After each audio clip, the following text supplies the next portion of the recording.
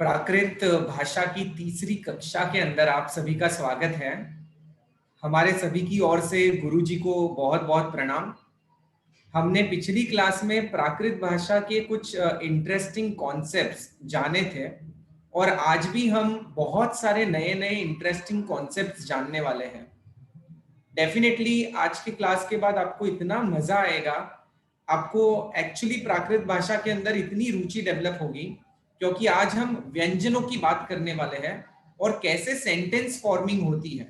जैसे हम first person की बात करते हैं, सेकंड पर्सन की बात करते हैं, थर्ड पर्सन की बात करते हैं, तो किस तरह प्राकृत भाषा में इन सभी के लिए वाक्य बनाए जाते हैं, ऐसी कुछ इंटरेस्टिंग बातें हम जानने वाले हैं।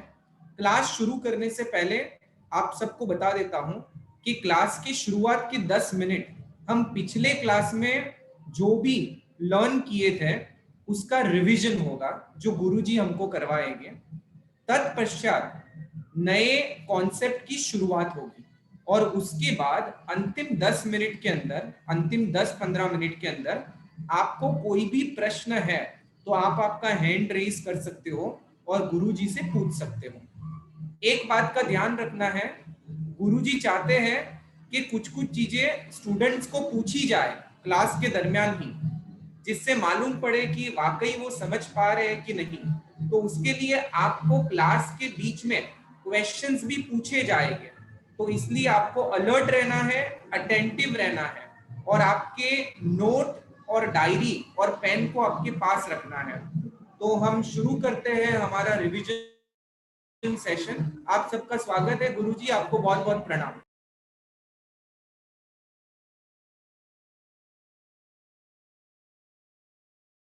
गुरुजी आपको अनम्यूट करना पड़ेगा। हाँ, ठीक हो गया। सभी को नमो। हम ये इस प्राकृत पाठशाला की शुरुआत मंगलाचरण से करते हैं।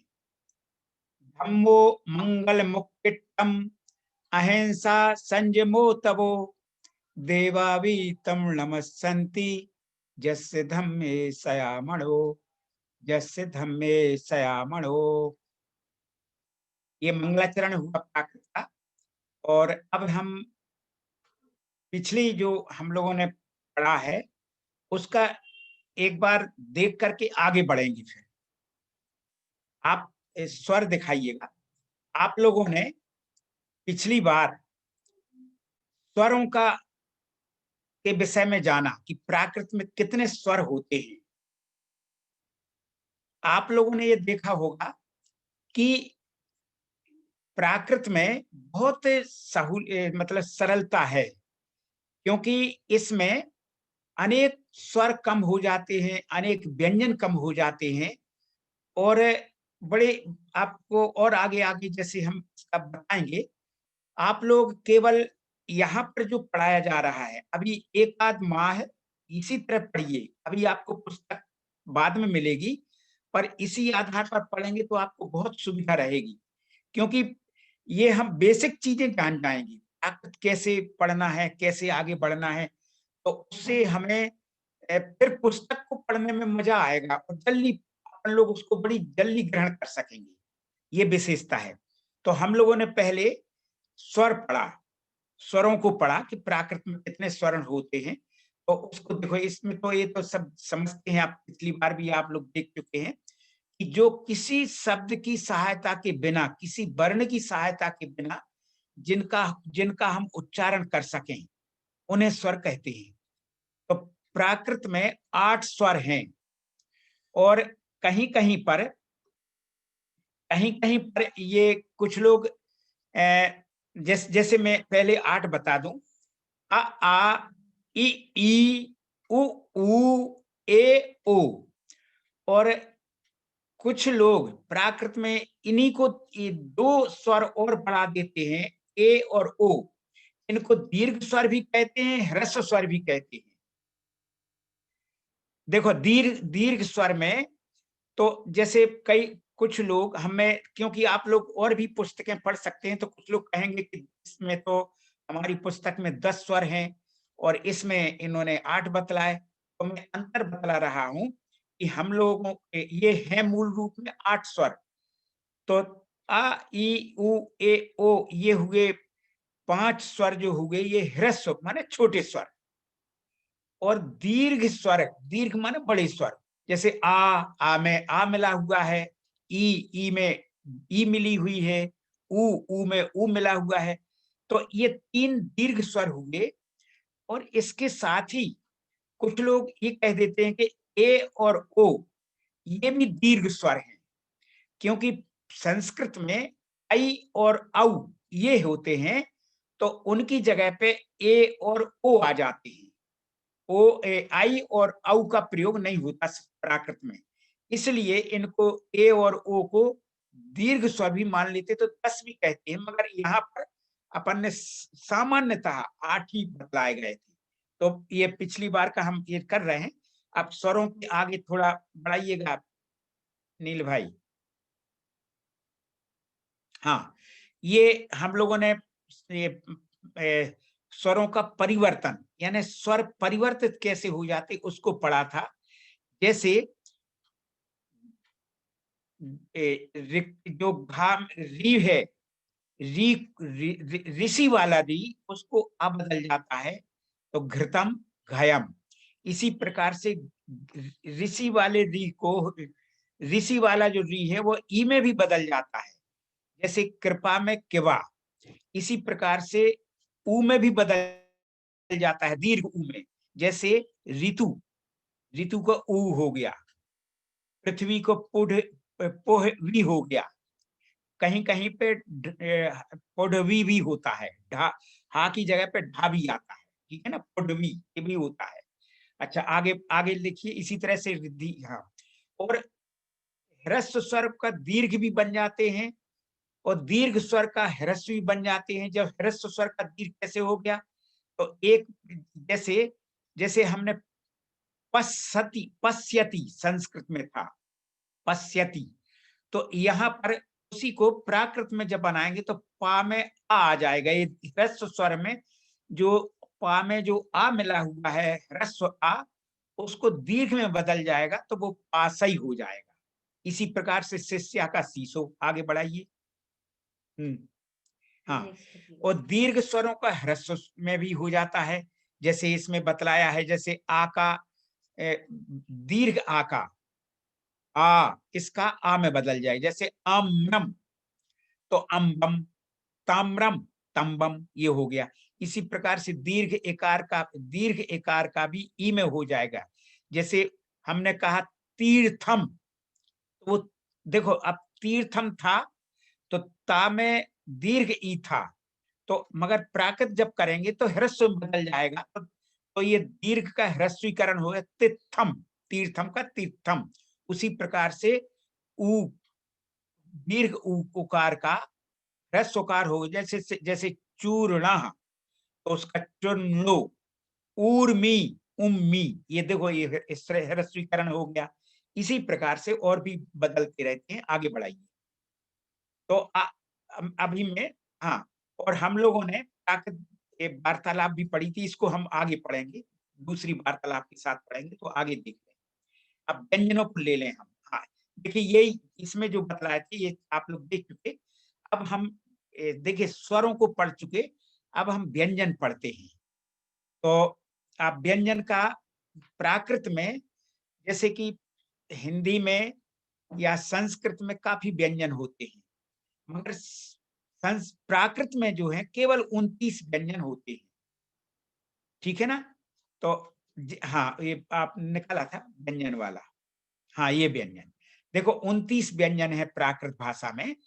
तो देखो इसमें एक बात का हमें इसलिए ध्यान रखना है, हमने जो इन 29 व्यंजनों को इन वर्गों में बांटा है, वर्गों में। जैसे कवर्ग, तो इसमें 4 व्यंजन आएंगे, का खा गा घा। इसी तरह चवर्ग, जो उस वर्ग का जो पहला व्यंजन होता है उसी के नाम पर उस वर्ग का नाम लिखा जाता है। तो चवर्ग, चा छा जा झा, ये चार चार व्यंजन इसमें होते हैं। टवर्ग में भी 5 होते हैं, टा ठा डा ढा, णा, ये 5 व्यंजन हैं। तवर्ग में भी 5 व्यंजन हैं। ता, था, दा, धा, ना। ये इसी प्रकार से पवर्ग में भी पा, फा, बा, भा, मा, ये है। और ये अंतस्थ है। अंतस्थ में जैसे या, रा, ला, वा, और ऊष्माक्षर सा और हा। अब देखिए, हमें 2 कम तो हो गए, एक तो तालव्य सा और मूर्धन्य सा, ये 2 सा कम हो गए। एक सड़क वाला जिसको कहते हैं सा, और पा वाला सा, ठीक है ना। तो जैसे ऋषि में वो लिखते हैं अपन सी, तो ये 2 कम हो गए, क्योंकि इन दोनों की जगह पे ये दंती सा कहलाता है, जिसको सड़क वाला सा कहते हैं। तो शक्कर वाला सा का प्रयोग नहीं करना है, और मूर्धन्य सा माने पा वाले सा का भी प्रयोग नहीं करना, केवल सड़क वाला सा जो ये दंती सा है, इसका ही प्रयोग होता है। तो सा और हा, इस तरह से ये 29 व्यंजन हैं। सभी लोग के पास इनको नील भाई पहुंचा भी देंगे, और आप लोग भी देख लीजिएगा इनको यहाँ पर। इसको फिर आगे हम देख रहे हैं, सो बढ़ाते हैं। प्रोफेसर, जी इसके अंदर ये जो वर्गों के अंदर व्यंजनों को विभाजित किया गया है, तो ये यह बतलाता है कि प्राकृत भाषा में जब हम अनुवाद करते हैं तो एक वर्ग के जितने भी व्यंजन हैं उसके अंदर ही ट्रांसलेशन हो गए, यानी नहीं, क ख में ही बदल सकता है, ख ग में ही बदल हाँ, जो सकता है, ऐसा कुछ। व्यंजनों का जो परिवर्तन है वो उसी वर्ग में होगा, ओके। ठीक है ना। जैसे जैसे एक एक उदाहरण के रूप में ले ले, फिर सब लोग समझ जाएंगे। जैसे हमने क वर्ग में, तो अगर क वर्ग में का, खा, गा, घा, ये इनको पूरा प्राकृत में ध्यान रखना पड़ेगा हमें, और आगे काम आएंगे ये सब चीजें, इसलिए इनको वर्गों में बांटा गया है।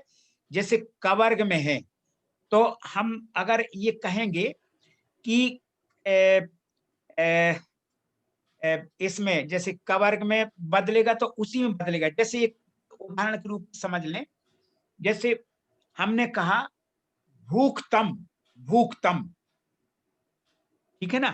तो हम्म। ये जो था, ये का है। देखिए, भूखतम, ये तम, तम आया था, तो इसका हम अब तवर्ग में ही परिवर्तन करेंगे। गा, का को अब इसमें जो होगा ये उसमें नहीं हो सकता। तो जैसे भूखतम, तो इसका हो जाएगा भुत्तम, यानी वो तवर्ग का तवर्ग में है।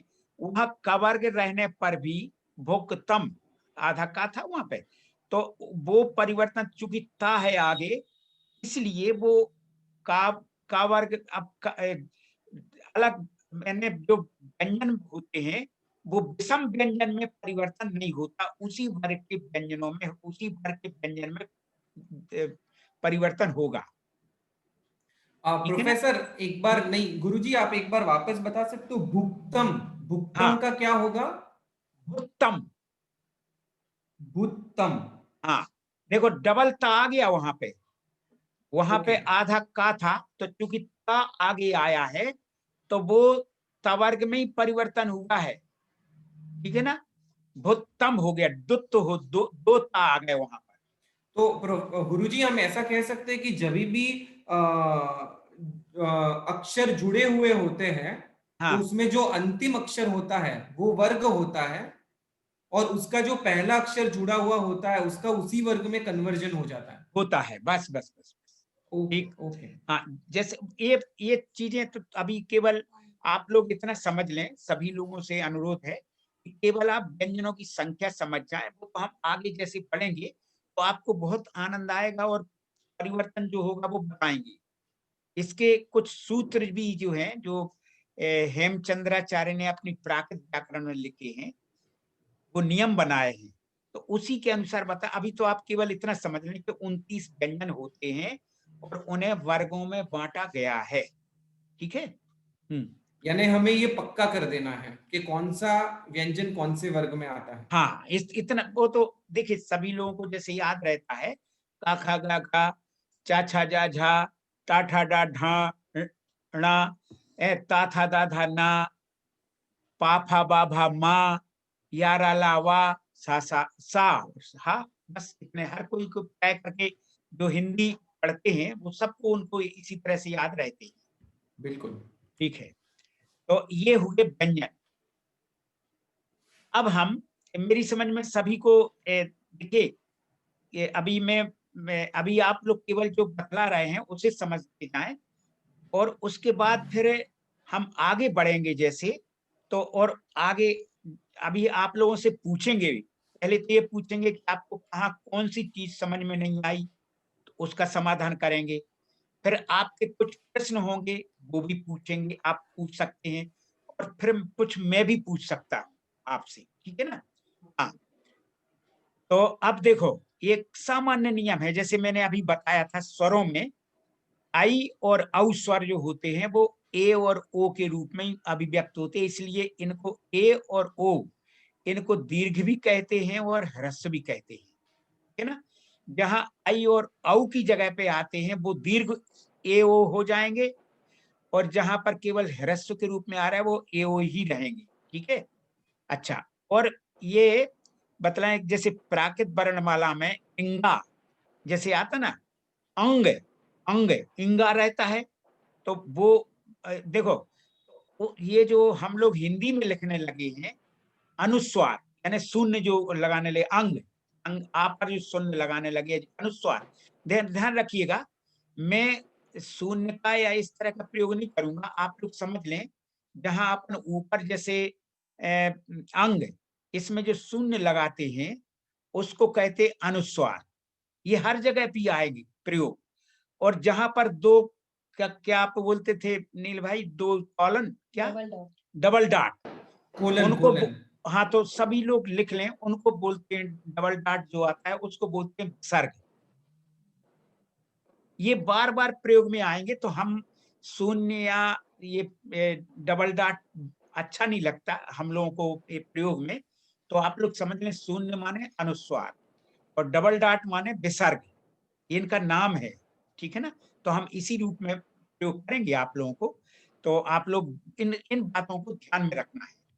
अच्छा, अब इसके बाद जैसे जैसे इंगा और इया जैसे पये आता है या और भी जे आते हैं तो उनकी जगह पे अपने प्राकृत में अनुस्वार यानी शून्य का प्रयोग होता है, ठीक है? और और ये तो आपको आप लोगों को बतला ही दिया कि प्राकृत में तालव्य सा यानी शक्कर वाला सा और पा वाला सा, इनके स्थान पे केवल सा सड़क वाला सा जिसे हम लोग दंती सा कहते हैं, ठीक है? ये जैसे सुरेश ये शब्द था तो अपन जब लिखेंगे तो जो तालव्य सा था अंत में सुरेश के अंत में उसको दंती सा में बदल देंगे। इसी तरह पा वाला सा जो है मनीष वो हो जाएगा मनीष, ये दंती सा में बदल जाएगा। आशीष इसी तरह से हो जाएगा, ठीक है ना? तो आशीष में देखो एक दंती सा भी आया है और मूर्धन्य सा भी आया है, दंती सा नहीं तालव्य सा और मूर्धन्य सा आया है, तो देखो उसको आशीष ये प्राकृत में दोनों दंती सा में बदल दिया गया है, ठीक है ना? इस तरह के नियम सामान्य नियम आपको बताए। अब आगे बढ़े अपन।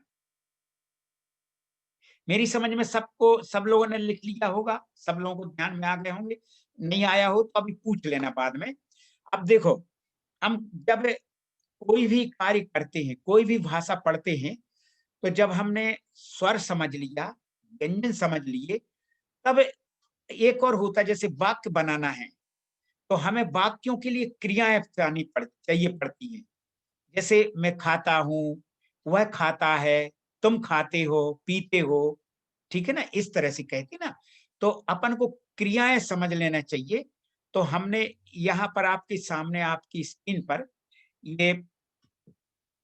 ये ये क्रियाएं दी हुई हैं, ये क्रियाएं। और ये लट लकार माने आप लोग लिख लें, मैंने लट लकार शब्द लिख लिया है, आप लोग जो समझेंगे नहीं बाद में आपको सब समझ में आ जाएगा। थोड़ा जैसे जैसे आगे बढ़ेंगे, आप लोग लट लकार की जगह पे आप इसको लिख लीजिए वर्तमान काल। ये प्रेजेंटेशन, प्रेजेंट, प्रेजेंट कहलाता ना, तो प्रेजेंट टाइम। प्रेजेंट, तो ये प्रेजेंट वर्तमान काल कहलाता है, ठीक है ना। देखो 3 प्रकार के काल हैं, सब लोग जानते हैं, भूतकाल, भविष्य काल और वर्तमान काल। तो लट लकार माने वर्तमान काल। तो जैसे एक आप लोग पहली धातु को देख लें, 2-3 धातुओं को देख लें, बाकी आप लोग पढ़ लेंगे, क्योंकि और आगे अच्छी रुचि वाली बातों को हमें बतलाना है। तो देखो, जैसे अभी संस्कृत में पठती, पठ ठा आता है, ठीक है ना, मगर इसमें ठा की जगह पे ढा शब्द आएगा, पढ़ई। हिंदी में भी कहते हैं, ध्यान रखना, हिंदी में भी। देखिए, आप लोग जैसे जैसे प्राकृत पढ़ेंगे, आप लोगों को लगेगा कि अरे ये शब्द तो हमारी भाषा में भी है, हमारी मातृभाषा में है, हमारी लोक भाषा में है ये सब। जैसे देखो, पढ़ना, पठना नहीं बोलते, क्या बोलते हैं? पढ़ना। बिल्कुल वही पढ़ ढा है, जो वही प्राकृत की ही धातु है वहां पे। हम लोग रोज कई प्रयोग ऐसे करते हैं, रोज क्रियाएं, शब्द, सर्वनाम, जैसे हाथ शब्द है, हाथ शब्द तो संस्कृत में तो है हस्त, और प्राकृत में भी हस्त है, हस्त है, हाथ। घर, ये जो संस्कृत में है गृह है, और प्राकृत में घर ही चलेगा। प्राकृत तो आप लोग बहुत शब्द ऐसे मिलेंगे, जब आप, मैं भी जब पढ़ाता था यहाँ पर दिल्ली में, तो अलग अलग प्रदेशों के लोग थे पढ़ने वाले, तो वो लोग कहते थे सर ये तो जो आप प्राकृत पढ़ा रहे हैं ये तो हमारी मातृभाषा में है, मदर टंग में भी है हमारी, हम लोग बोलते हैं इसको। इसी तरह से देखो पढ़ हुआ। अब देखो चल, चल शब्द है, तो जैसे पढ़ शब्द था ना, तो हम लोग कह देंगे पढ़ाई, पढ़ाई या पढ़दी, दी आप छोड़ दें, पढ़ाई शब्द आता है। और इसी तरह से बहुवचन में होगा तो पढ़ंती, पढ़न, हम देखिए ऊपर अनुस्वार लगा हुआ है, पढ़ंती, ये शब्द का प्रयोग हो जाएगा। हाँ, बस इसी तरह से पूरी धातुओं को आप लोग देख लेंगे। ये वर्तमान काल की देखो 3, जैसे आप कह रहे first person, second person, third person, ये होता ना, तो आपको इस बता, ये सब लोग नोट कर लें, क्योंकि सरल भाषा में अलग अलग बतलाना है। जैसे पहले तो मैं जहां हूंगा, मैं जाता हूं, मैं खाता हूं, ये आएगा उत्तम पुरुष में, इसको कहेंगे उत्तम पुरुष, ठीक है ना। मैं जाता हूं, मैं खाता हूं, तो ये कहलाएगा उत्तम पुरुष। और फिर आएगा वह जाता है, ठीक है, वह जाता है, वह खाता है, वह पीता है, तो ये कहलाएगा अन्य पुरुष या प्रथम पुरुष में, ठीक है। और बीच में होता है मध्यम पुरुष, जैसे तुम खाते हो, तुम पीते हो, तुम चलते हो, ठीक है ना, तो ये मध्यम पुरुष कहलाएगा। तो अपन हम लोगों ने लट लकार के प्रथम पुरुष के, यानी जिसे अन्य पुरुष भी कहते हैं, इसको देखा यहाँ पर, इसकी धातुएं पड़ी। अब आगे मध्यम पुरुष की निकाल लीजिए। नेक्स्ट देखिए, ये कहलाता है, ये मध्यम पुरुष माने तुम, ध्यान रखिएगा, वर्तमान काल के मध्यम पुरुष माने तुम, तुम्हें कहना है, जैसे तुम खाते हो, तुम पीते हो, तुम चलते हो, ये कहना है। थोड़ा लीजिए उनको, स्क्रीन पर तो है।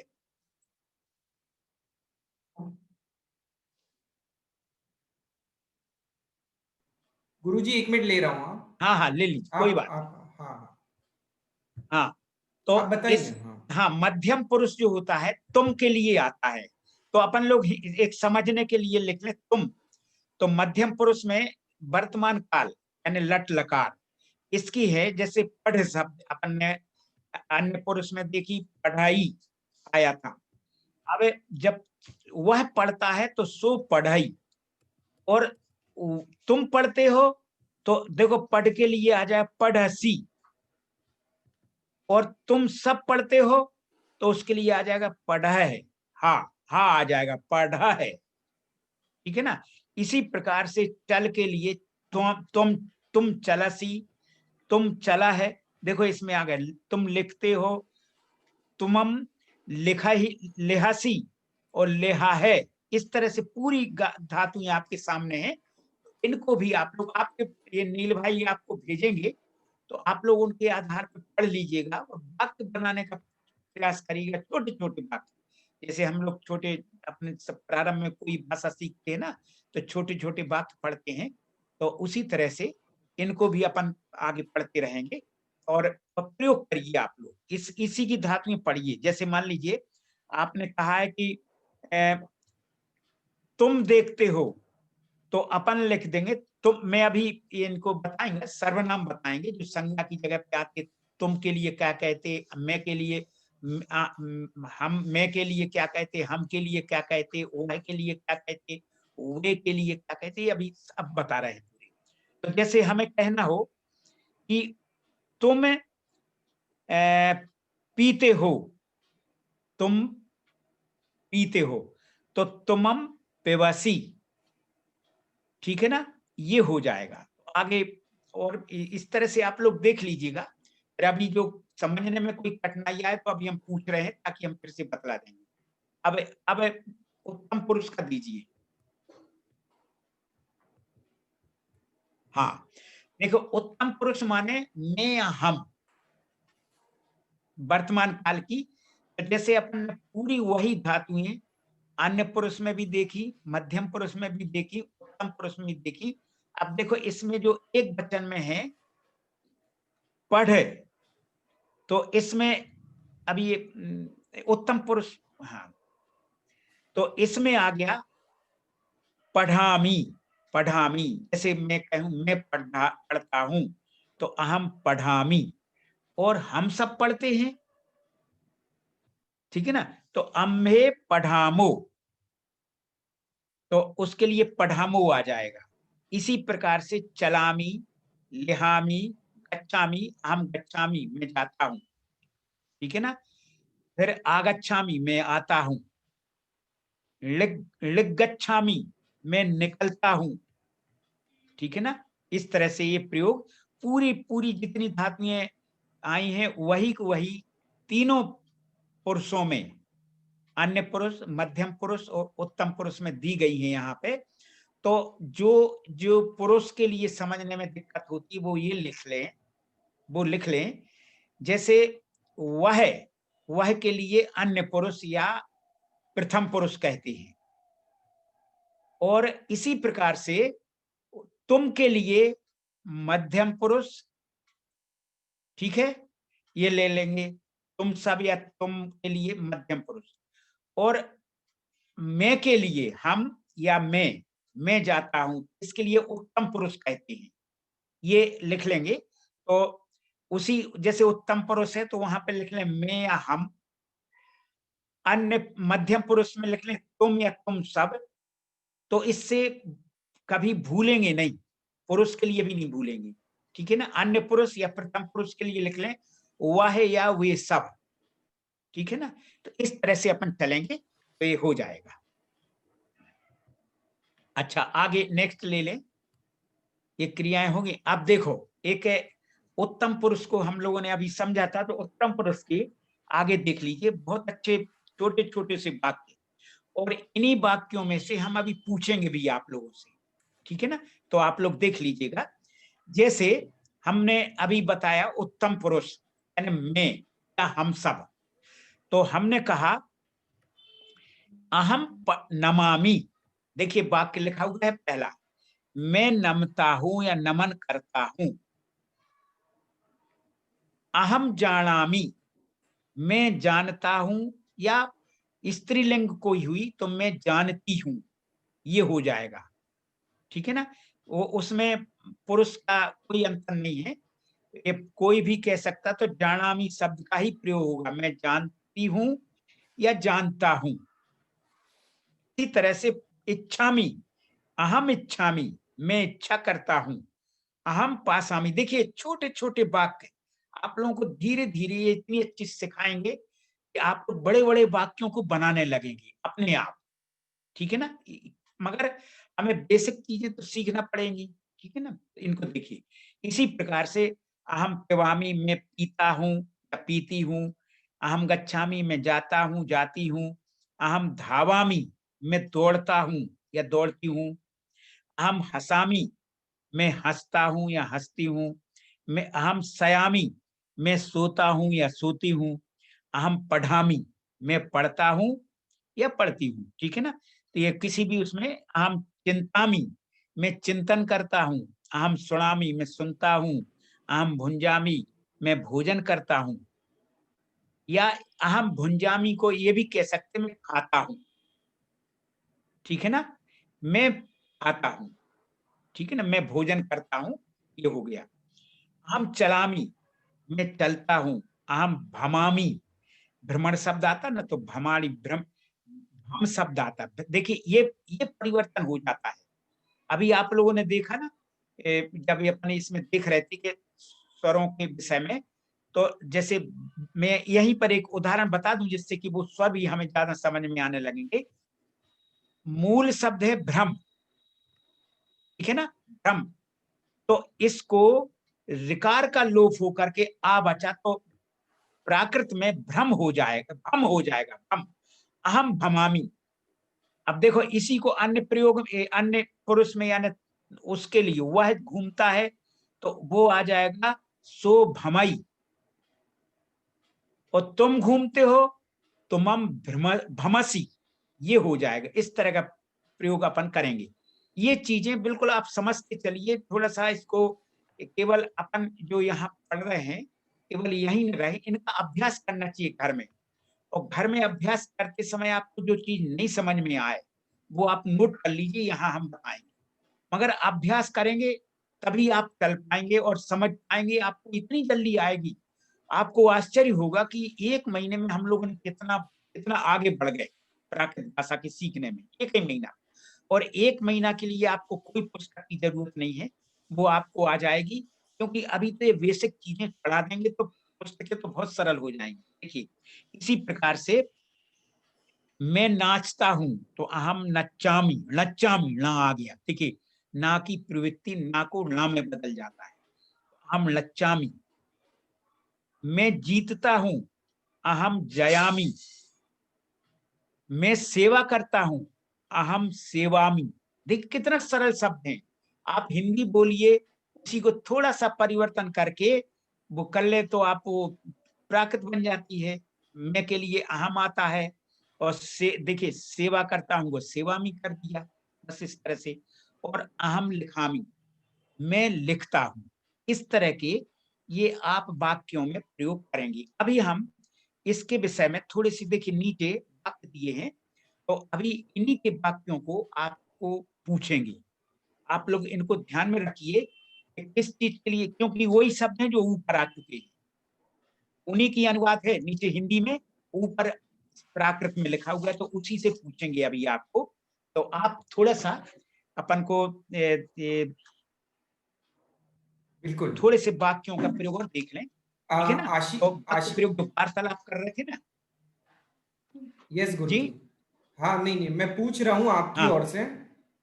आशिका मेहता, मैं जी, दौड़ता पूछिए हूँ, पूछिए। क्या होना चाहिए? अहम धावामि। बिल्कुल बिल्कुल। बहुत सुंदर, सुशील बहुत सुशील सुंदर। जैन, मैं हंसती हूँ।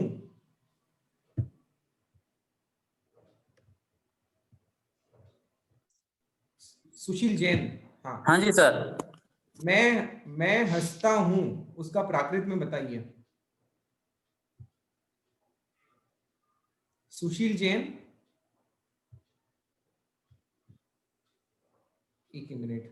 दीपिका के, आप बताइए। मैं इच्छा करता हूँ, अहम उसका इच्छामि। अहम इच्छामि, राइट। बहुत सुंदर। सुशील जैन जी, आप हाँ बताइए। जी सर। आप बताइए, मैं हंसता हूँ। अहम हसामी। बहुत सुंदर, हाँ बहुत बिल्कुल। बढ़िया। सो आपके पास क्लूज भी है एक्चुअली। बहुत सिंपल है। जी। हाँ देखिए इसी तरह प्राकृत बोलने लगेंगे तो धीरे लो धीरे, जल्दी बड़े जाओ बड़े भाई। वाक्य। हाँ बिल्कुल। पौने 8 तो सुभाष, वहां था। सुभाष भाई, हाँ जी। मैं जीतता हूँ। अहम जयामी। बहुत बिल्कुल। सुंदर, बहुत सुंदर, ठीक है। हाँ, एक लास्ट पूछता हूँ गुरुजी। हाँ, पूछ लीजिए। हाँ, राजकुमारी जी मुत्था, मैं नाचता हूँ, मैं नाचती हूँ। राजकुमारी जी मुत्था। हाँ हाँ, अहम नचामी। बहुत हाँ, सुंदर, ठीक है। यस, नच्चामी, न का न अहम हो गया। नचामी, मैं नचाता हूँ। बिल्कुल बिल्कुल। मैं आप नाचती हूँ। अच्छा, मैं हाँ, सुभाष भाई आप म्यूट कर देना। ठीक है। नेक्स्ट, रिया दांतेवाड़िया जी, मैं घूमती हूँ। अहम घुमती, घुममी, हाँ, नहीं, ऊपर घुममी, है हिंट, थोड़ा आपको चेक करना पड़ेगा। भम बताया था, भम, हाँ, भमामी। बमामी। भमामी, हाँ भामहम जी, भमामी। हाँ, भमामी, राइट, या ठीक है, ठीक है। यस गुरुजी। हाँ, तो ये आप लोगों ने इस तरह के देखो, इस तरह के आप लोगों ने वाक्य, छोटे छोटे से वाक्य, अब आप लोग धीरे धीरे करके सब प्रयोगों में, जैसे मैं एक पूछ रहा हूं, भाई इसको पूछ लें, अन्य पुरुष का वह जाता है, पूछिए किसी से। एक मिनट, हाँ, अन्य पुरुष का। हाँ, एक ही मिनट गुरुजी। वह जाता है। ओके, नहीं वो स्क्रीन के ऊपर दिया नहीं है गुरुजी, मींस किसी को ऐसे गैस, मींस एक नहीं मिनट नहीं, रुको। ऐसा है कि ठीक है, कोई बात नहीं, वो हाँ स्क्रीन पे तो नहीं, पर वो जो धातुएं पहले दे चुके ना। हाँ, ठीक है, मैं धातु हाँ वाला स्क्रीन शेयर करता हूँ, हाँ हाँ, अन्य और फिर कर सकते हैं। कोई बात नहीं। ठीक तो है। जैसे सो गच्छई, वह जाता है। हाँ, आप बोलिए अभी गुरुजी, आप जो पूछ रहे थे मैं पूछता हूँ। हाँ, देखो इसमें आ गया अन्य पुरुष का। अन्य पुरुष का। हाँ, हाँ तो गच्छई, देखो आया ना गच्छई, और वह के लिए सो कहते हैं, सो गच्छई, वह जाता है, ठीक है ना। और तुम जाते हो तो आ जाएगा तुमम गच्छसी, ये इस तरह के प्रयोग करेंगे। अब इसको हम दूसरे दिन बतलाएंगे, क्योंकि आज तो केवल आप लोगों ने ये पढ़ लिया। अब आगे ये वार्तालाप देखने तो अच्छा रहेगा, क्योंकि इतना बिल्कुल, अपन ने देख लिया, इतने में समझ जाएंगे सब लोग ठीक और है। पढ़ लेंगे आगे। हाँ, देखिए, हम लोगों ने, अब वार्तालाप है, ये बहुत जरूरी है, इसलिए आपके सामने प्रस्तुत कर रहे हैं। जैसे हम लोगों ने पिछली बार 2 वाक्य सीखे थे कि तुम्हारा क्या नाम है। तो देखो, तुम के लिए ये इसमें जो आया था, तौ, तुमम और भवओ, यानी भवो माने आपका, भवतः आपका, ये उसमें आबलिक समझ लीजिएगा, इसमें आबलिक नहीं लग पाया है। तौ किम नामम, आपका क्या अथि। आप देखिए, कभी कभी इसलिए मैंने अभिहान शब्द भी अभिहानम इसलिए रखा है कि कभी कभी अचानक कोई पूछ ले कि तव किम अभिहानम अथि, तो अभिधान का हम ये समझ ही नहीं पाए क्या है। अभिधान माने भी नाम होता है, ठीक है ना। तो इसलिए तव या तुमम या भवो किम नामम, किम अभिधानम अथि, या नामम अथि या अभिहानम अथि, तुम्हारा क्या नाम है। ये वाक्य हम लोगों ने पिछली बार पढ़ा था। तो इसका उत्तर था मम या मज्ज, कोई भी कह दे, मम सरल है तो मम ही का ही प्रयोग करें। मम नामम सुरेशो अथि, सुरेश कुमारो अथि, इस तरह से कर देंगे, क्योंकि इसमें कुमारो, ठीक है ना, ये ओ लगाना इसलिए जरूरी है कि जैसे संस्कृत में हम बोलते कुमारः या सुरेशः, सुरेशो हो जाएगा, फिर मेरा नाम सुरेश है, ये अगर हमें कहना है तो प्राकृत में कहेंगे मम या मज्जनामम सुरेशो अत्थि। ये उसका उत्तर हुआ, पहले वाक्य का आपका क्या नाम है, इसका उत्तर, ठीक है ना। और दूसरा वाक्य हम लोगों ने पढ़ा था कि तुमम कथ्य निवससि, तुम कहाँ रहते हो, ठीक है ना। तुमम कथ्य निवससि, तो इसका आया था, हाँ, इसका इसका इसका हम लोगों ने उत्तर दिया था कि अहम माने मैं, अहम अहमदाबाद नयरे या बेंगलोर नयरे या बेंगलोर नामस्स जनपदे या नयरे, बेंगलोर नाम के जनपद या नगर में, नगर शब्द है चूंकि बेंगलोर बहुत बड़ा है, जनपद तो नहीं है वो, तो हम कह सकते हैं कि मैं बेंगलोर नयरे नगर में निवसामि रहता हूं। अहम बेंगलोर नामस्य नयरे निवसामि, ठीक है ना। इसका ये उत्तर अब हम लोगों ने पढ़ा था, ठीक है ना। अब आगे देख लेंगे दूसरा। देखिए ये दो वाक्य हम लोगों ने पढ़े थे और मेरी समझ में अभी इसमें से पूछेंगे किस कितने कितने लोगों ने याद किया है, ठीक है ना, कौन कौन उत्तर इसका दे सकता है, अभी पूछेंगे भी। तो देखो अब दूसरा दो वाक्य आज भी सीखेंगे हम लोग, क्योंकि अपना अभी आप लोगों से आप लोगों को हमसे कुछ बातें पूछना है जो चीज समझ में नहीं आ रही है, और कुछ मैं भी पूछूंगा, इसलिए समय अपन को ध्यान रखना है। आज केवल दो वाक्य सीखेंगे, जैसे तब या तुझ, यानी तुम्हारे पिता का क्या नाम है, तुम्हारे पिता का नाम क्या है, जैसे आपसे पूछे तो इसका प्रश्न बनेगा तब या तुझ पियरस्य, या देखो पितृ, पितर आता ना पितृ, तो ये षष्ठी का बनेगा पिता का, तो पियरस्य पिता का, या अपन देखो जनक शब्द भी आता है पिता के लिए, जनक, तो तब तो या तुझ पियरस्य या जणयस्य नामम किमर्थी, तुम्हारे पिता का क्या नाम है।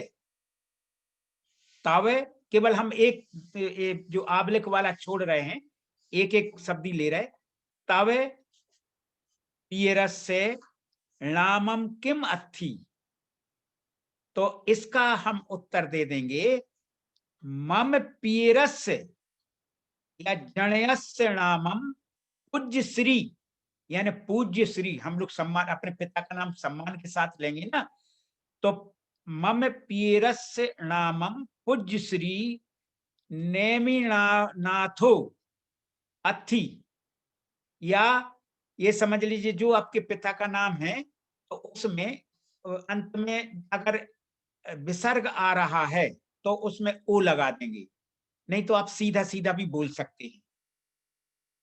जैसे किसी का नाम लिखना है तो जैसे किसी के पिता का नाम हुआ जवाहरलाल, तो उसमें मम पीरस्य नामम पूज्य श्री जवाहर लालो अथि, इस तरह से बोलेंगे, ठीक है ना।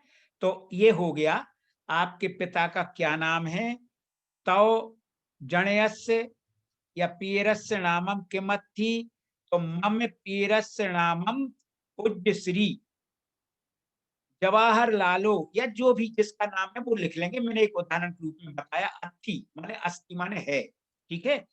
ये हो गया मेरे पिता का नाम ये है डॉट डॉट डॉट, आप लिख लीजिएगा, आप लोग इसको समझ लीजिएगा। अच्छा दूसरा वाक्य और इसमें अपन समझ के चलेंगे, क्योंकि आज का इतनी चीजें अपन धीरे धीरे पढ़ेंगे तो बहुत आनंद आएगा और बहुत अच्छी जल्दी समझ में भी आ जाएगा। देखिए प्रश्न पूछते हैं कि जैसे तुम्हारी माता का क्या नाम है, आपकी या तुम्हारी माँ का नाम क्या है, तो तब या तुझ, माँ आए या माँ आई, माँ आए ज्यादा है, ठीक है। नाम किम अथी, या इसमें ये भी कह सकते हैं, ठीक है, नामम किम अथी इसमें आ जाना चाहिए था, नामम ही आएगा, नामम किम अथी, ठीक है। तुम्हारी माँ का नाम क्या है? तो अब इसका उत्तर ये लिखेंगे मम। देखिए ये आप लोग ध्यान से सुनिए और लिख के भी जाइए, हम इसी में से पूछेंगे अभी, देखिए आप लोगों से, आप ही लोगों से पूछेंगे। मम या मध्य माँ आए नाम पूज्य श्रीमयी, श्रीमती, पूज्य श्रीमती, श्रीमयी। अब जो भी जिसका नाम है वो लिख देंगे, अथी अंत में लिखेंगे। जैसे हम कहें किसी का नाम, जैसे आप किसी का भी नाम ले लें, किसका ले लें, जैसे ले लें कोई भी अपनी अपनी माँ का नाम ही लिख दें, हम क्यों इसका उदाहरण दें। तो मम माँ आई नामम पूज्य श्रीमयी अथी, ठीक है ना, ये लिख दें, मेरी माँ का नाम श्रीमती ये है, पूज्य श्रीमती ये है, ठीक है। तो ये हम लोगों ने पिछली बार 2 वाक्य पढ़े, प्रश्न पढ़े और एक वार्तालाप में, और अब की बार हम लोगों ने पढ़ा अपने पिता का नाम, ठीक है ना। ये 4 वाक्य हुए और आप 4 वाक्यों को ध्यान में रखेंगे, ठीक है ना, तभी अब हो जाएगा। अब मैं नील भाई आप इसी में से आप ही पूछ लें, जिनसे भी पूछना हो, जिनसे अभी नहीं पूछा है कुछ, ये पूछ लें आप प्रश्न, उत्तर ये इसके उत्तर इन लोगों ने लिख लिया होगा, तो लिख लिया होगा तो वो लोग मेरी समझ में बोल सकते हैं तो बोलेंगे, नहीं तो नहीं बोल सकेंगे, तो अपने को ये पता चल जाए कि अभी इनको पूरी तरह आया नहीं है। बिल्कुल बिल्कुल, ठीक है ना। सो पूछता हूं मैं। हाँ। इलिन गोवन जी, आपको प्रश्न है, तव पियरस्य नामम किम अथी? मम पिरस्य नाम पूज्य श्री अर्ककीर्ति अथी। वापस, मम पिरस्य नामम पियरस्य, ओके, मम पियरस्य नामम पूज्य श्री अर्ककीर्ति अथी। यस गुरुजी, यहाँ ये पूछना था, इन्होंने अर्थ कीर्ति बोला, सो अर्थ कीर्तियो और समथिंग नहीं, इसमें ऐसा नहीं आएगा। नहीं, वो जानते हैं, वो तो शास्त्री पास हैं। हाँ, इसका हो जाएगा अक्क कित्ती, अगर प्राकृत में होगा तो अक्क कित्ती, हाँ, अर्क कीर्ति का। मगर आप लोग हिंदी में ही बोले, कोई दिक्कत नहीं है, आप जैसे अर्क कीर्ति में कुछ नहीं कोई विभक्ति नहीं लगेगी, तो अर्क कीर्ति ये भी बोल देंगे तो भी ठीक चलेगा, कोई बात नहीं। और प्राकृत में इसको बनाना है तो ये देखिए अर्क, ये रेफ का डबल द्वित्व हो जाएगा अक्क, और कीर्ति में देखिए यही है, ये जो अभी अपन ने पढ़ा ना कि दीर्घ का ह्रस्वीकरण स्वरों में, तो कीर्ति का कित्ती हो जाएगा, दीर्घ ई था उसका ह्रस्व ई हो जाएगा। ये इसलिए स्वर पड़े हैं कि दीर्घ का ह्रस्वीकरण, ह्रस्व का दीर्घीकरण, तो ये कीर्ति इन्होंने बोलता है ना। शास्त्री जी आप बताइए, अर्क कीर्ति माली कौन, ऐसा किसका नाम था, बोलिए। मेरा इलन गोवन, बोलिए कौन थे? अरे कौन थे अपने शास्त्रों में, बोलो अर्क कीर्ति। नहीं, याद नहीं। अच्छा, कोई बात नहीं। चलिए, ठीक है। आपने एक दूसरा प्रश्न पूछता हूँ गुरु। हाँ बोलिए। हाँ, प्रतीक जी अहलावत को, तव माआई नाम किम अथी? जी, मम माए श्रीमयी सरोज बाला थी। ठीक है। बाला, देखिए बाला शब्द जो है स्त्रीलिंग में बाला ही आएगा, इसमें कोई वो अपने आप में विभक्ति लगी हुई है, ठीक है। हाँ, बहुत अच्छा, बिल्कुल। इसी तरह 1-2 लोगों से और पूछ लीजिए ना, और हाँ, ये बिल्कुल पिछले बार का भी पूछ लीजिए, आपका क्या नाम है, वो बताएंगे ना, आपके कहाँ रहते हैं, पूछिए। बीना, बीना जी आप बताइए। बीना जी अनम्यूट करिए। तव तव नामम किम नहीं, तव नामम किम अत्थि, चल सकता है ना गुरुजी, ऐसा प्रश्न हाँ पूछा तो? ठीक है, ठीक है, ठीक है। हाँ, तव नामम किम अत्थि। मम नामम बीना अत्थि।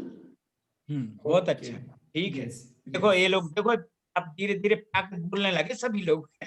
बिल्कुल बिल्कुल। हाँ, वैशाली जी दोषी, आपको प्रश्न है।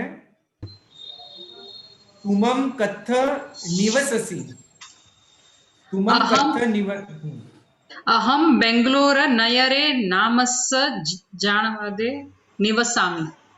बहुत अच्छा। बहुत बढ़िया। यस यस, ठीक है, ठीक है। Yes yes. और एक प्रश्न पूछना चाहूंगा। आप पूछिए, पूछिए। प्रिया जैन, प्रिया जैन, तव माई नाम किम अत्थि। मम माई पूज्य श्री उज्ज्वला अत्थि। ओके, नाम पूज्य श्री मई। ओके, यस, बराबर है ना गुरुजी? बहुत अच्छा। अरे देखो, इसी तरह अब ये लोग बहुत अच्छी तरह से बोलने लगेंगे प्राकृत।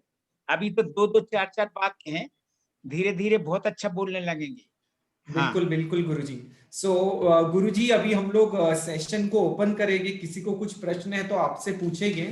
उससे पहले मैं थोड़ा रिकैप दे देता हूं 2 मिनट में, आज हमने जो जो किया है उसका। फिर जिसको प्रश्न है वो गुरुजी को पूछ सकते हैं। सो हमने आज के क्लास में पिछले क्लास को रिवाइज किया और देखा कि प्राकृत भाषा में 8 स्वर है। स्वर को वॉवेल्स कहते हैं, ठीक है? 8 स्वर है जिसके अंदर ह्रस्व और दीर्घ, इस प्रकार से हमने कैटेगरी देखी। ह्रस्व यानी जिसको ज्यादा खींचना नहीं है, और दीर्घ यानी जिसको ज्यादा खींचते हैं हम।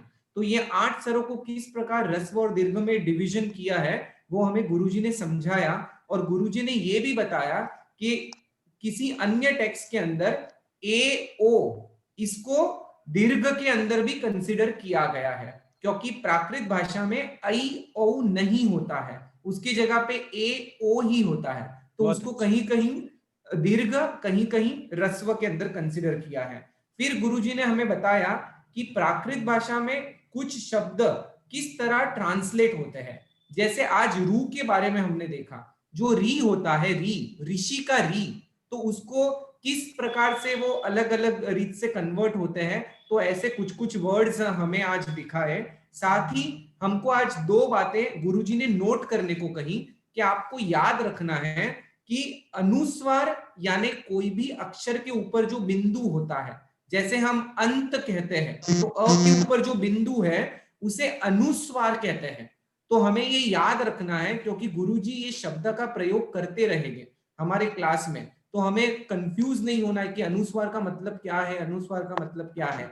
अनुस्वार यानी कि अक्षर के ऊपर जो बिंदु होता है तो उसे अनुस्वार कहते हैं। और एक आज दूसरा गुरुजी ने शब्द हमें लर्न करने के लिए कहा, निसर्ग, विसर्ग। विसर्ग यानी संस्कृत भाषा में आपने देखा होगा कि कोई भी शब्द के पीछे कोलन लगता है, 2 डॉट लगते हैं, उसको विसर्ग कहते हैं। तो ये भी हमें याद रखना है, क्योंकि गुरुजी बार बार इस शब्द का प्रयोग करने वाले हैं। फिर हमने आज का जो क्लास था उसके अंदर देखा कि प्राकृत भाषा में 29 व्यंजन होते हैं। व्यंजन यानी कॉन्सोनेंट्स, ठीक है? यानी अब सेंटेंस बनाने की और जब हम आगे बढ़ने वाले हैं तो हमें वावेल्स मालूम होने चाहिए, कॉन्सोनेंट्स मालूम होने चाहिए। तो व्यंजन 29 है, पर इस व्यंजनों को क्लासिफाई किया गया है अलग अलग वर्ग के हिसाब से। ये क्लासिफिकेशन करने के पीछे कारण ये है कि आगे चल के हम सीखने वाले हैं कि एक भाषा से दूसरी भाषा में जब हम ट्रांसलेट करते हैं तो प्राकृत में कुछ रूल्स लगते हैं। तो ये रूल्स हमें अच्छी तरह आ जाए, इसलिए इसको याद रखना है कि कौन से व्यंजन कौन से वर्ग में आते हैं, क्योंकि एक वर्ग में जो व्यंजन है वही एक में के अंदर चेंज हो सकते हैं। ऐसे कुछ रूल्स हम आगे देखने वाले हैं। फिर गुरुजी ने हमें एक नियम बताया कि प्राकृत में ए, औ का ए और ओ हो जाता है, यानी कि जो हम दीर्घ ऐ औ बोलते हैं वो ए ओ हो जाता है। उसके साथ ही हमें यही भी बताया कि गुरुजी उसको क्या कहते हैं, अंग में आपने बोला था नंग, मुझे वो उसको प्रोनाउंस करने नहीं आ रहा है।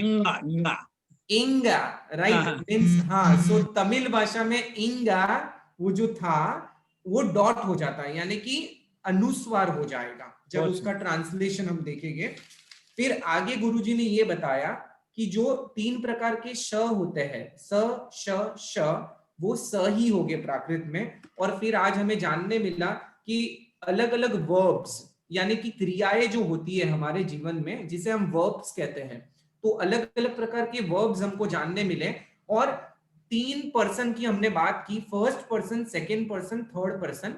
पर यहाँ डिफरेंस हमें ये समझ में आया कि इंग्लिश में फर्स्ट पर्सन में हम आई को लेते हैं, सेकेंड पर्सन में यू को लेते हैं, और थर्ड पर्सन में धे को लेते हैं। और प्राकृत में रिवर्स हो रहा है। रिवर्स किस तरह हो रहा है? तो प्रथम पुरुष में धे हो रहा है, प्रथम पुरुष में अन्य हो रहे हैं, वे हो रहा है। मध्यम पुरुष के अंदर तुम, यानी कि यू हो रहा है, जिसे हम सेकेंड पर्सन कहते हैं। रिवर्स ऑर्डर में जाना है, ठीक है। और जब थर्ड पर्सन की हम बात करते, सॉरी, फर्स्ट पर्सन की बात करते हैं, यानी कि मैं, आई, उसे उत्तम पुरुष के अंदर लिया गया है, उत्तम पुरुष। तो हमें याद रखना है प्रथम पुरुष, मध्यम पुरुष और उत्तर पुरुष। और आज एक शब्द के बारे में गुरुजी ने बताया कि लट लकार का मतलब प्रेजेंट टेंस होता है।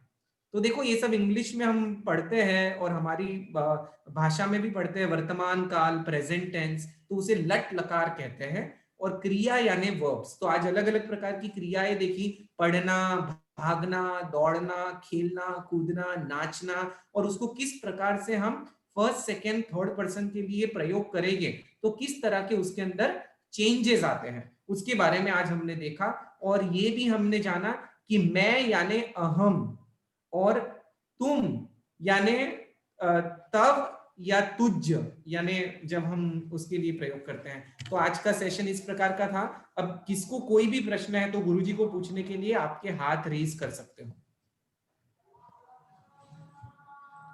किसी को कोई भी प्रश्न है तो गुरुजी को पूछने के लिए हाथ रेज कर सकते हो। कुछ समझ में ना आया हो या कुछ और पूछना हो, क्लेरिफिकेशन करना हो तो उसमें पूछ सकते हैं। बिल्कुल, अरिहा शाह पूछ सकते हो। गुरुजी, इसमें द्विवचन क्यों नहीं है, एक वचन और बहुवचन ही है? तो अगर हमें ऐसा बोलना हो कि हम 2 पढ़ाई कर रहे हैं तो उसका ट्रांसलेट कैसे होगा? हाँ, तो इसका जैसे ये इसमें आया ना कि हम 2 लोग पढ़ते हैं, तो इनमें बहुवचन का ही प्रयोग होगा।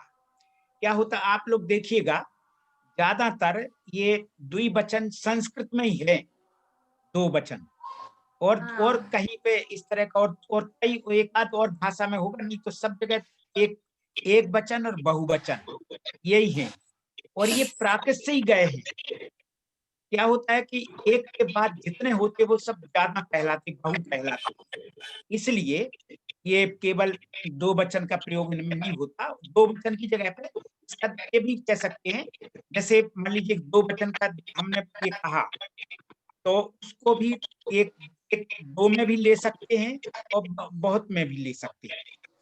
द्विवचन की इसमें जरूरत नहीं है। ये प्राकृत भाषा सरलीकरण है और इसी से सब हिंदी में भी ये इसी तरह का प्रयोग हुआ है, इसलिए, ठीक है ना?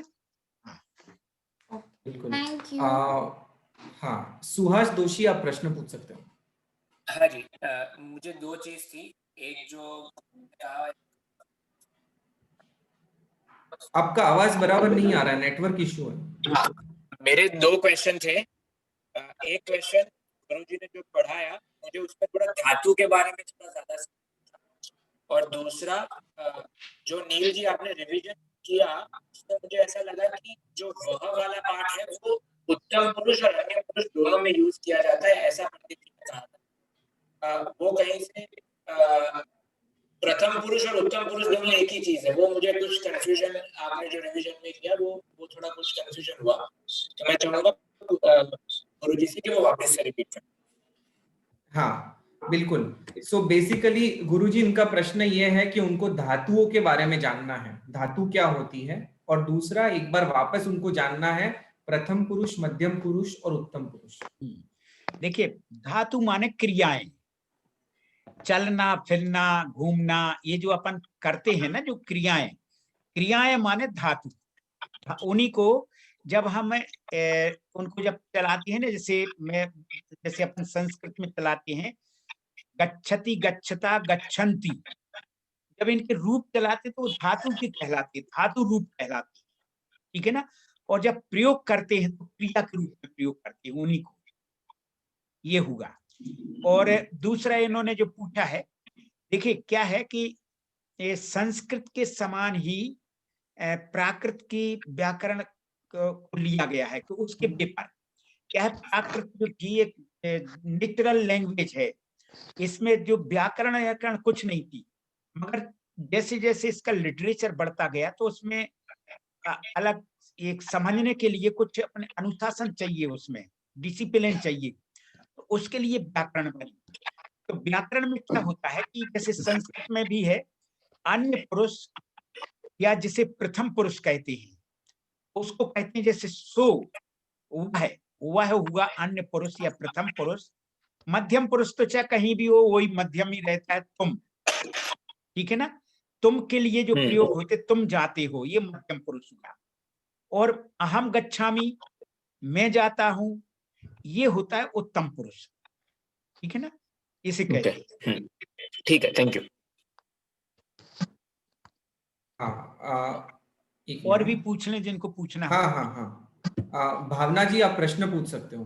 भावना जी। हाँ, प्रणाम गुरुजी, आवाज आ रही है? हाँ आ रही है। हाँ हाँ आ रही है।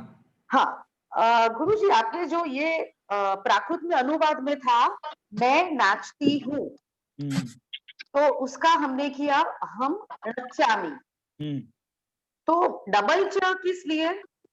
हाँ देखो इसमें था ये इसमें जब नचामी जो आता है, नृत्य शब्द से बना, नृत्य आता ना हिंदी में या संस्कृत में नृत्य। हाँ। तो जब इसका लोप किया विकार का, तो वहां पर दुत्त हो जाएगा, डबल उसका वो ये जो आपने पूछा ना, ये थोड़े आगे का है। अपन ये जो ग्रामर पढ़ेंगे इसमें सब नियम बनाएंगे कि जैसे नृ आया नृत्य, तो इसमें तो आएगा नहीं नी, इसमें प्रयोग नहीं आता, ध्यान रखिएगा, उसी का दुत्त हो जाता है। अच्छा। तो जो आगे वाला जो शब्द है उसको दुत्त हो जाएगा, तो नचामी, ना को तोड़ना का प्रयोग कर देते हैं, तो नचामी, इस तरह का प्रयोग होता है। दूसरी बात थी कि जो ये बताया ना कि अगर सुरेश नाम है, हाँ, तो उसका हमने सुरेशो किया। हाँ। अगर जवाहरलाल है तो जवाहर लालो। हाँ। तो ये कैसे लगता है? जैसे मेरे पिताजी का नाम रमेश चंद्र है, हाँ, तो उसमें सीधा लेना है? हाँ, नहीं लेंगे, उसमें आएगा रमेश चंदो। हाँ, ये कैसे तय होता है? हाँ, ऐसा है, देखो क्या है, हम लोग देखिए जनरली बोल देते रमेश चंद, ये हिंदी में चलता है, मगर जब हम प्रयोग करेंगे तो उसको व्याकरण से, ग्रामर से प्रयोग करना पड़ेगा। जैसे अपन राम गच्छति, अगर तो तभी ये हिंदी संस्कृत कहलाएगी। तो अपन जब विसर्ग होता है, जो दो कॉलन इन्होंने नील जी ने बताए हैं, तो उसकी जगह पे ओ हो जाता है। अच्छा, ठीक है ना, तो ये नियम है, ठीक है ना। तो ओ हो गए, तो संस्कृत में भी वो हो जाता है कभी कभी, ठीक है ना। तो इसी तरह से तो रमेश चंदो ये हो जाएगा, उसमें द्रा नहीं आएगा, ध्यान रखिएगा। प्राकृत में द्रा नहीं आएगा, ओके, चंदो हो जाएगा, ठीक है ना। हाँ, प्रणाम गुरु। अच्छा, हाँ, और एक आध किसी को और समझना हो तो पूछ सकते हैं। विपुल जी आप प्रश्न पूछ सकते हो। विपुल ध्रुवती जी, जय जिनेन्द्र गुरु जी। हाँ जी, जय जिनेन्द्र, नमो जनानम। मेरा ये प्रश्न था कि जो हस्व अगर वो है स्वर, मतलब कि अगर कोई शब्द है और वो क्या है कि संयुक्त वर्ण है, तो अगर वो ह्रस्व है तो वो दीर्घ में परिवर्तित होता है, और अगर दीर्घ जो वो है शब्द, तो वो क्या ह्रस्व में परिवर्तित होता है, ऐसा है? नहीं, ऐसा है, ये जो नियम है, ये उस पर प्रयोग होता है कि किस तरह का शब्द है। अच्छा, ठीक है ना, ये कोई बिल्कुल ये नहीं कि अगर जैसे दीर्घ का ह्रस्व हो जाएगा, ह्रस्व का दीर्घ हो जाएगा, तब तो गड़बड़ा जाएगा। तब तो देखिए, पिवामी, जैसे अहम पिवामी, तो अब ये नहीं कि ह्रस्व शब्द, ह्रस्व इकार है तो पीवामी नहीं बनेगा। ये सब वैकल्पिक चीजें हैं, ठीक है ना। शब्द पर निर्भर करता है कि कहाँ पर किस तरह का प्रयोग हो रहा है, तभी वो ह्रस्व का दीर्घ बनेगा, दीर्घ का ह्रस्व बनेगा। ये नियम हरेगा नहीं, हर जगह करेंगे तो बोल ही नहीं पाएंगे आप, कुछ कर ही नहीं पाएंगे कहीं, और फिर कंफ्यूजन में रहेगा कि अच्छा यहाँ ह्रस्व करना है कि दीर्घ करना है, ठीक है ना, तो आप बाकी नहीं बना पाएंगे। उसका एक तो नियम है, धीरे धीरे करके अपन आगे बढ़ेंगे। नियम ठीक, जी। गुरुजी एक अंतिम प्रश्न ले रहा हूँ। हाँ, हेलो। हाँ, बोलिए। बिन्नी गांधी आप पूछ सकते हो। मुझे कि हम जैसे मेरी मम्मी का नाम निमिषा है, तो हम ऐसा लिख सकते मेरा नाम पूज्य श्री निमिषा बेन अथी, या सिर्फ निमिषा लेना है, पीछे बेन या कुछ ऐसा लिख सकते? देखिए, आपका आप जहां का तहां भी बोल सकते हैं। देखिए क्या है, प्राकृत में कई चीजों की छूट भी है, आपको काम चलाने के लिए जहां का तहां भी बोल सकती है। जैसे आपने क्या बोला, कौन सा है? निमिषा बेन है, निमिषा। हाँ, तो आप बोल सकती हैं, बेन, बेन भी बोल सकती हैं आप, उसमें गुजराती मिल सकती है, ऐसा कुछ नहीं है। मगर ये है, साह है अगर, तो उसका हो जाएगा साहो। साहो नहीं, सॉरी, अरे एक मिनट, सॉरी गलती हुई। साहो इसमें पुल्लिंग में होता है, साहा ये हो जाएगा उसमें स्त्रीलिंग में, ठीक है ना। हाँ, और सर एक लास्ट लेक्चर में आपने किया था जैसे हृदयम, आपने वर्ड लिया था हृदय, तो जो वो रू, हाँ, जो रू था उसका हमने ई कर दिया था। हाँ, तो र का तो ही पता चला, पर द का य कैसे हो गया? हाँ, ये बहुत अच्छा, हाँ ठीक है। जैसे हृदयम का ही यम किया था, ठीक है ना, तो ही ये होता है, क्या होता है कि एक, मैंने पिछली बार थोड़ा सा एक सूत्र बताया था, हेमचंद्र ने प्राकृत व्याकरण में एक सूत्र लिखा है कि का गा, देखिए आप व्यंजन सुनते जाइए, का गा चा जा ता दा पा वा, ये शब्द जहां पर आए तो इनका आया करके, अनिवार्य नहीं है, कंपलसरी नहीं है, विकल्प से लोप हो जाते हैं। तो वहां पर हृदय यम, दा का जो था, दा को लोप हो गया, आ बचा, और आ को या बन जाता है। एक आपको एक सूत्र बताएगा, अवर्णो यश श्रुति एक होता, तो आ को या परिवर्तित हो जाता है, तो इसीलिए ही यम बचा, ठीक है ना। हाँ, और जैसे अरे ये आप लोग आगे पढ़ेंगे, आप लोग हमें बता देंगे कि ये ऐसा बना है, ऐसा बना है, इस तरह से, ठीक है ना। हाँ, ठीक है। गुरुजी एक क्वेश्चन ले लेता हूं अंतिम। हाँ, ले लीजिए, ले लीजिए। हाँ, गुरुजी, हाँ पूछिए। पिताजी का जो शब्द बताया था ना, हाँ, पी अरस्य करेक्ट है या पी अरस्य करेक्ट है? यह आएगा या अ आएगा पी के बाद? देखो ऐसा है, ये पी रस पितर शब्द, देखो पितृ शब्द है, पितृ शब्द है, तो पितरह पितरऊ पितरा, इस तरह से रूप चलते हैं। तो उसका उसी का ही ता का लोप हो गया, तो आ बचा, तो उसी का हो जाएगा पिय रस से, ता का लोप हो गया, आ बचा, तो पितर का है, यो फिर षष्ठी यानी का लेना है ना, तो षष्ठी एक वचन में आएगा, तो पिय रस से डबल सा हो जाए। देखिए जैसे अपन संस्कृत में रामस्य या आ जाएगा, है ना, मगर प्राकृत में डबल सा, क्योंकि ये अलग अलग वर्ण का हो, ये अलग अलग वर्ग का हो जाता है, सा अलग वर्ग का है या अलग वर्ग का है, मगर इसमें जब करेंगे तो एक हो जाए पी रस से डबल सा हो जाएगा, ठीक है ना। ये है गुरुजी मेरा प्रश्न है, पी के बाद अ आएगा या य आएगा उच्चारण में? देखो दोनों आ सकते हैं। अच्छा हाँ वही ओके विकल्प से है, या भी आ सकता है। अगर क्या है हम बतला रहे हैं आपको, देखो ता का लोप किया आपने, ता को हटाया तो आ बचा। ओके आ अकेला भी रख सकते हैं और आ की जगह पे फिर अवर्ण यस सुर्खी से आ को या भी कर सकते हैं। ठीक है ना, दोनों चल जाए। धन्यवाद बहुत विकल्प हैं, बहुत मतलब आपको लगेगा जैसे अभी किसी ने बोल दिया था ना कि जैसे मैं घूमता हूँ अहम घुमामी किसी तरह से बोल दे खोल दे, तो कभी कभी थोड़ा सा कभी कभी क्या होता है आपको बताएं, हम लोग कई शब्द जो हैं वो देसी शब्दों में आ जाएंगे, ठीक है ना। तो इसलिए आप लोग बिल्कुल चिंता ना करें, आप लोग जो भी बोल देंगे वो प्राकृतिक कहलाएगी, ठीक है ना। हाँ, और ठीक है, बहुत अच्छा आप लोगों ने आज अभ्यास किया और अच्छा लगा। आप लोग थोड़ा सा देखिए, जहाँ आप लोग केवल यहीं पर ना रुक जाए कि यहाँ हमने सीख लिया, जैसे मान लीजिए कि हम योग सीखते हैं तो योग सीखना अलग चीज हो जाती है, मगर उसका अभ्यास नहीं करेंगे तो योग का कोई फायदा नहीं रहेगा। उसी तरह से हम घर में इसको पढ़ें और पढ़ने के बाद आप लोगों को जो भी समझ में ना आए आप यहाँ पे पूछें, ठीक है ना। पूछने से काफी चीजें सामने आपके आ जाएंगी और स्पष्ट हो जाएंगी, समझ में भी आ जाएंगी। मगर पूछिए जरूर, कोई भी चीज समझ में छोटी सी भी, कभी भी इसमें आप अपने को वो ना सोचें कि अरे ये छोटा सा प्रश्न पूछ रहे लोग क्या समझेंगे, कुछ नहीं। आप बिल्कुल संकोच होकर सोचिए, पूछ सकते हैं और तो अच्छा रहेगा आप लोगों को और ज्ञानवर्धन। बिल्कुल बिल्कुल गुरुजी।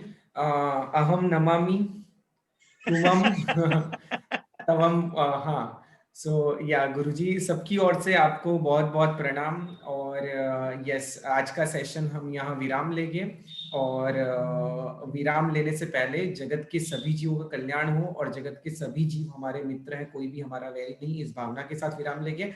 आप सबको कहना चाहूंगा कि जैन फाउंडेशन दूसरी भी बहुत सारे वेबिनार्स होस्ट करता है, जैसे संडे को योग, जैन धर्म में योग क्या है उसके महत्व को बताती हुई परम पूज्य आचार्य भगवंत हरिभद्र सुरीश्वर जी महाराज से विरचित योग विंशिका ग्रंथ का स्वाध्याय चल रहा है।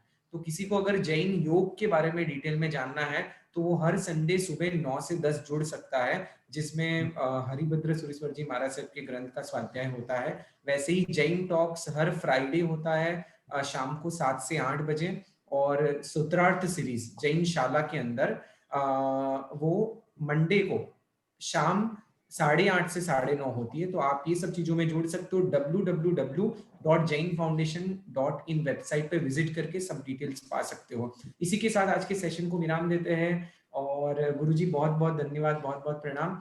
जगत के सभी जीवों का कल्याण हो। जगत के सभी जीव हमारे मित्र हैं। यस, कोई भी हमारा वैरी नहीं है। अणु परमाणु शिव बनी जाओ, आखा विश्व नु मंगल थाओ, सर्वे जीवो मोक्षे जाओ। खामे में सव्व जीवे सव्वे जीवा खमंतु में, मित्ति में सव्व भूयेसु वैरम मज्जन के नहीं।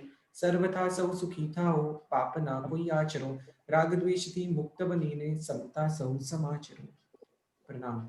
नमो जिनानम। नमो जिनानम। अगली बार एक मंगलाचरण सिखाएंगे सभी के लिए, क्योंकि अपन कोई भी चीज पढ़ेंगे तो वो मंगलाचरण से सब लोग याद कर लेंगे, बड़ी सरल है, तो उससे पढ़ेंगे तो अच्छा आनंद आएगा। ठीक है, बिल्कुल गुरुजी। कहीं भी मौका मिलेगा अपन लोगों को प्राकृत का मंगलाचरण ही करना शुरू करना है। प्राकृत के मंगलाचरण से कोई भी कार्यक्रम आप लोग कहीं बोलें, कहीं भाषण देना हो, कुछ करना हो, व्याख्यान देना हो, तो प्राकृत के मंगलाचरण से करेंगे, तो अगली बार सिखाएंगे। ठीक है, ठीक, बिल्कुल गुरुजी। सभी को नमो जिनानम। नमो जिनानम।